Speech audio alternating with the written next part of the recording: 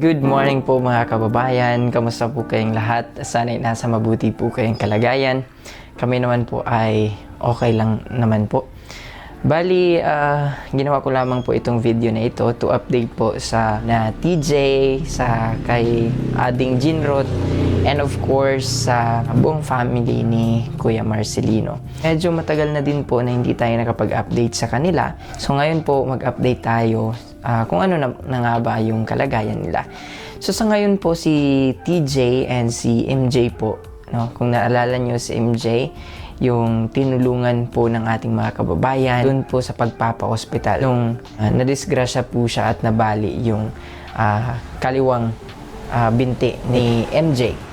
So, after nun mga kababayan, pagaling si MJ, napakalaki po ang tulong ng ating mga sponsors dahil po sa inyo, almost half po ng gastos dun sa hospital ay galing po sa ating mga kababayan. So, nagpapasalamat po namin yun ang lubusan.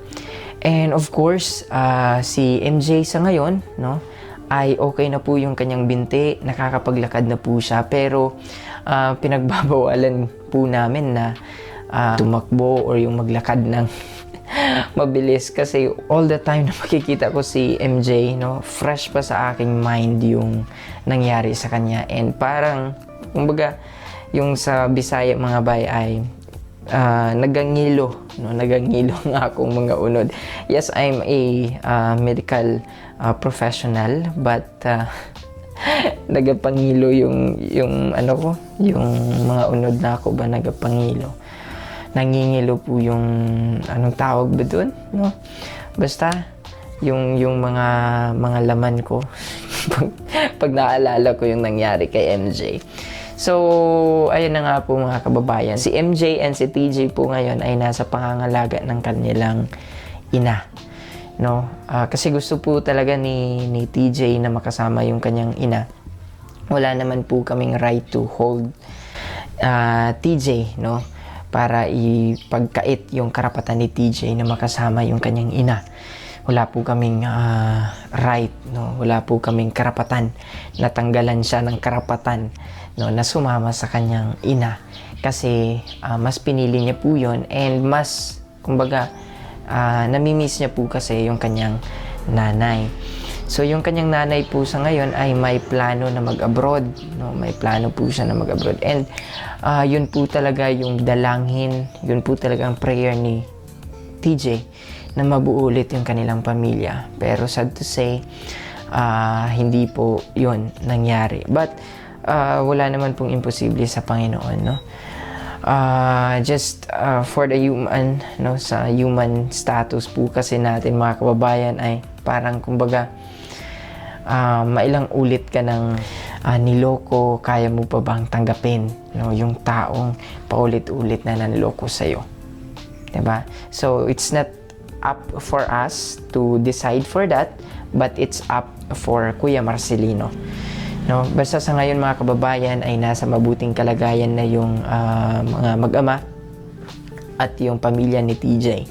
And of course mga kababayan, nahinto po yung vlog ni TJ dahil po yung cellphone na binigay po ng ating buting sponsor na si Ate A, and of course ni Mami Olivia Mariano, unfortunately, no, hindi po siya gumana. Recently lang, pinaayos po nila yung battery ng cellphone.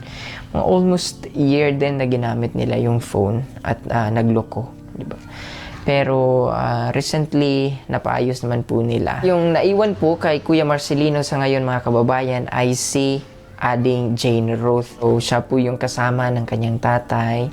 Tapos si Kuya Marcelino po ay patuloy po sa pangungupra. Sad to say din po, yung mga puhunan ni Kuya Marcelino ay nagamit po doon sa pagpapa-hospital kay MJ, no?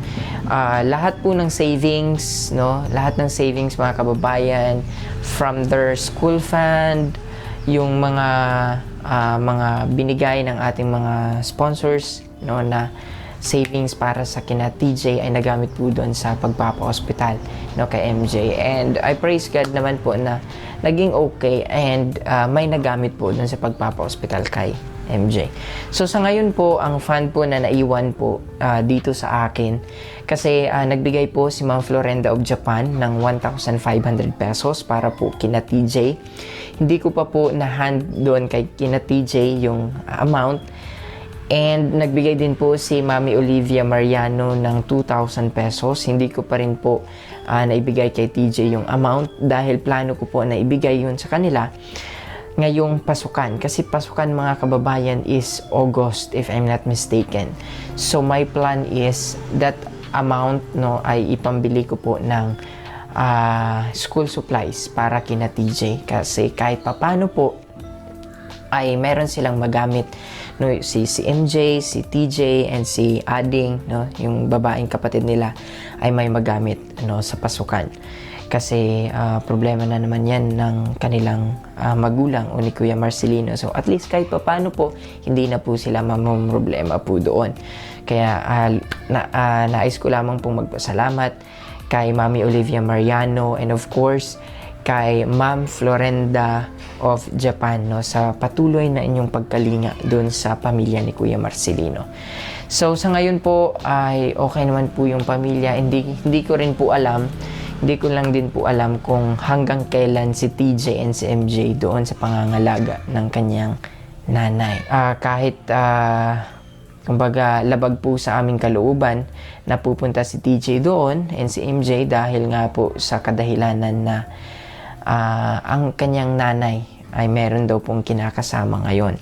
So ayaw po namin ma-influensyahan o kahit papaano po ayaw po namin na madamay po yung mga bata, lalo na dun sa alitan ng mag-asawa, alitan ng nanay at tatay nila ni MJ. Pero we don't have the right, mga kababayan, na tanggalan ng karapatan sila TJ na makita yung kanilang mga magulang, kasi karapatan po nila bilang anak yun.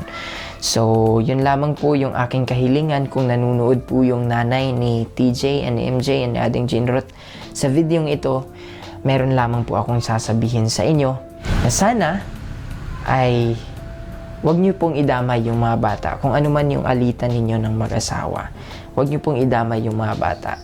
And sana isipin niyo po na sa lahat ng inyong away pamilya, hindi po kayo ang lubos na nahihirapan. Bagkus, ang nahihirapan ng lubusan ay ang inyong mga anak. Sana po ay inyong maisip, sana po ay inyong ilagay sa inyong isipan at sa inyong puso na ikonsidera yung pangangailangang emosyonal and pangangailangang sosyal ng inyong mga anak. Dahil kailangan din po nila ng mga magulang na mag-aaruga sa kanila. Yes, hindi ko po sinasabi na magbalikan kayo ni Kuya Marcelino, na magbalikan ang inyong pamilya, na magbalikan. Ang nais ko lamang po na kalimutan ang dating pinagdaanan. And of course, maging shared responsibility po kayo ni Kuya Marcelino doon sa inyong mga anak. Sana po, huwag ma-influensyahan ng bago ninyong pamilya, sina TJ and MJ. Kasi nakita ko po yung bata na lumaki na may takot sa Diyos, may respeto sa kanyang kapwa-taon, lalo na sa mga nakakatanda sa kanya.